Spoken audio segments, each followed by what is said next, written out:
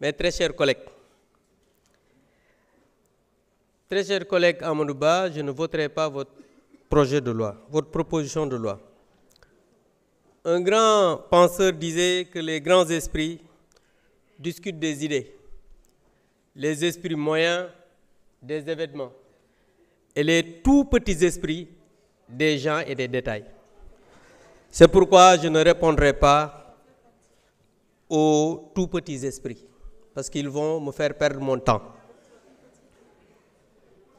Très chers collègues, en réalité, cette loi n'est pas une loi interprétative, mais une loi qui modifie la loi portant amnistie.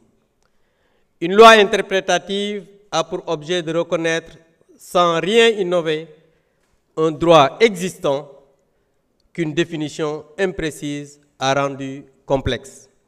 En résumé, la loi interprétative précise juste l'intention du législateur sans remettre en cause les dispositions de la loi initiale.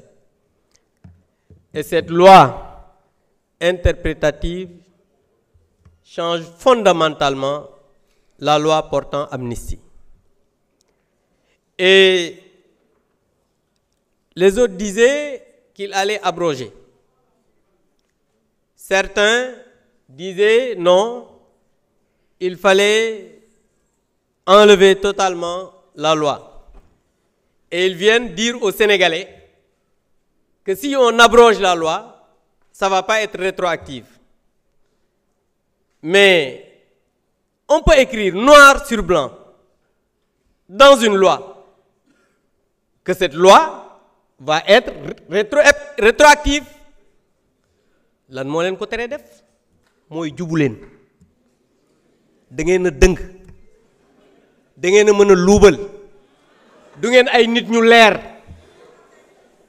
Parce que quand on parle d'abroger la loi wala bu ñu abroger loi bi on a parlé de commanditaire. Le premier commanditaire c'est celui qui a parlé de Mortal Kombat. Le premier commanditaire c'est celui qui a dit ku dee sa ndey juraat. Le premier commanditaire c'est celui qui a appelé aux jeunes à l'insurrection. Et dans votre gouvernement, celui qui va répondre le premier. Monsieur le Président, wax ci bokk. Arrêtez l'affaire du président. Arrêtez l'affaire.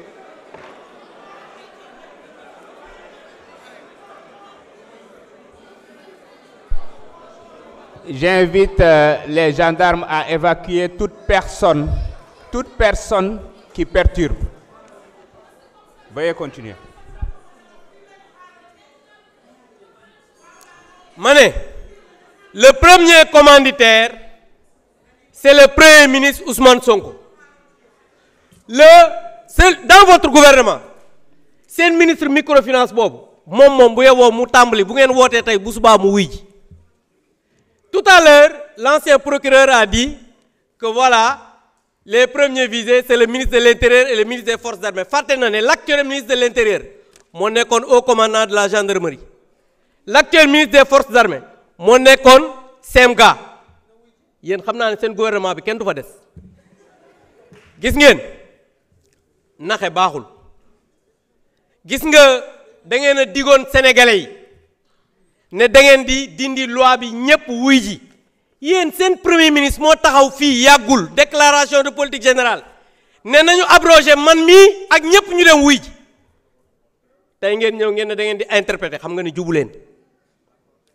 Te gis nga nit nag soo bëggee nekk ci réew on peut tromper le peuple une partie du temps mais on ne peut pas tromper le peuple tout le temps.